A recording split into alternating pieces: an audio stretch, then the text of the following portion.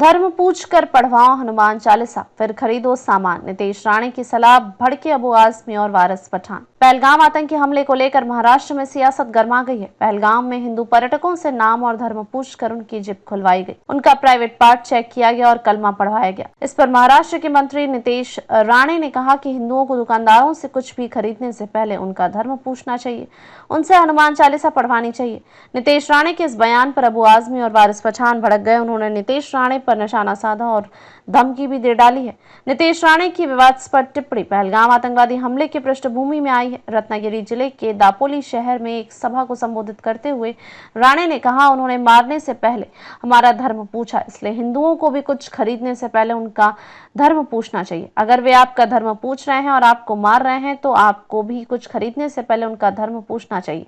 अगर वे कहते हैं कि वे हिंदू हैं तो उन्हें हनुमान चालीसा सुनाने के लिए कहें।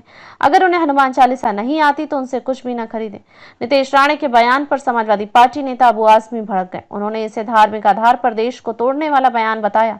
आजमी ने कहा कि आतंकवाद का कोई धर्म नहीं होता और पहलगाम हिंसा की निंदा देश के हर मुसलमान ने की है। उन्होंने कहा कि प्रधानमंत्री जी को ऐसे लोगों के खिलाफ कार्रवाई करनी चाहिए। संविधान सबको बराबर हक देता है, फिर कोई मंत्री ऐसी बात कैसे कर सकता है। उन्होंने कहा कि ऐसे लोग संविधान की शपथ का उल्लंघन कर रहे हैं। उन्होंने कश्मीरी मुसलमानों की तारीफ की जिन्होंने हमले के दौरान हिंदू पर्यटकों की जान बचाई। आजमी ने कहा कि कश्मीरी मुसलमान ने अपनी जान देकर पर्यटकों को बचाया। कश्मीरियों ने हिंदुओं को अपने घरों में पनाह दी। यह इंसानियत का उदाहरण है जिसे मैं सलाम करता हूँ। असदुद्दीन ओवैसी की पार्टी AIIM नेता वारिस पठान ने कहा कि ये लोग सिर्फ मीडिया में जिंदा रहने के लिए इस तरह के बयान देते हैं। पहलगाम में आतंकवादियों ने धर्म पूछकर पर्यटकों को मारा, उसके पीछे आतंकियों की एक मंशा थी। आतंकी चाहते थे कि भारत का रहने वाला हिंदू मुसलमान आपस में लड़े। मैं देवेंद्र फडणवीस सरकार से पूछता हूँ कि वह अपने मंत्री की बकवास कैसे बर्दाश्त कर सकते हैं। ये तो सीधे तौर पर आर्थिक बहिष्कार की बात कर रहे हैं। देवेंद्र फडणवीस एक्शन क्यों नहीं लेते?